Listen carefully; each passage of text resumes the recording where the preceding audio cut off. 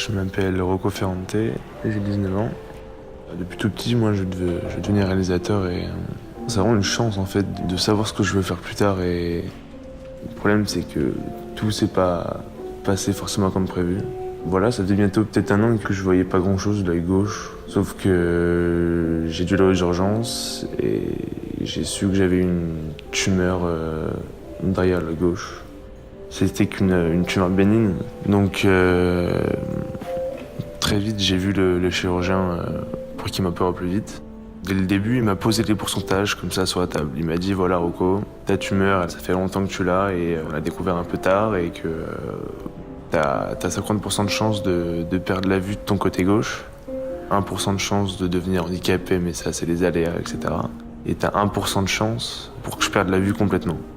J'ai appris ça, mais d'un côté je me suis dit bon, c'est grave. Mais si c'est qu'un œil, ça va. Enfin, je veux dire, je vais continuer et il n'y a pas de souci. Je suis pas de nature à me laisser abattre.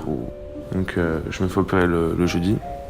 Et à mon réveil, j'étais devenu totalement aveugle. J'ai quand même eu, dans tout ce malheur, d'avoir la chance de pouvoir voir un tout petit peu de l'œil droit.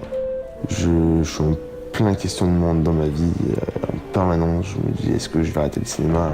Disons que quand tu veux devenir réalisateur et que tu deviens aveugle, c'est sûr que ça pose souci. Donc là, voilà, ça fait maintenant 2 semaines que je suis à l'hôpital. On m'a laissé sortir avant-hier pour me reposer chez moi, enfin, vu que là, il n'y a que le temps qui peut faire que j'aille mieux.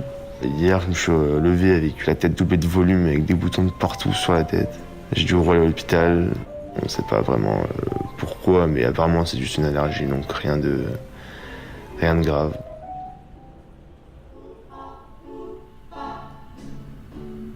Voilà, on est 2 semaines après le dernier enregistrement. Je m'étais réveillé avec une énorme bosse qui avait poussé sur ma tête, qui était censée être une allergie. Sauf que, en fait, c'est une autre maladie que j'ai à peu près depuis 10 ans apparemment. Mon cerveau fait un surplus de liquide. Du coup, on a dû me mettre un tuyau qui passe de mon cerveau à mon ventre pour évacuer ce liquide. Ce tuyau, il fait extrêmement mal parce qu'en fait, c'est un peu comme si j'avais un nouvel organe. Tout ça en soi, c'est une mauvaise nouvelle, mais ça en cache une très bonne, parce qu'en fait, ce serait à cause de ça que j'aurais perdu la vue de mon œil droit. Mis à part ça, je suis enfin sorti il y a 3 jours. La journée, c'est très dur de s'occuper, je m'ennuie très vite et je me fatigue très vite. Je me rends compte que comme je suis pas né aveugle, en fait, j'ai vraiment l'impression d'être enfermé dans mon corps malade. Et ça fait partie de ces choses très frustrantes. En revanche, grâce à la découverte du pourquoi, du comment j'ai perdu la vue à droite, je peux enfin m'accrocher à un espoir et les médecins savent enfin ce que j'ai, donc ça me permet de me projeter un peu plus sur mon avenir. Et ça me rassure aussi sur le fait de devenir réalisateur. Donc je vais enfin pouvoir peut-être retrouver une vie à peu près normale. Et ça, c'est super cool. Donc après, on verra bien ce qui se passera par la suite.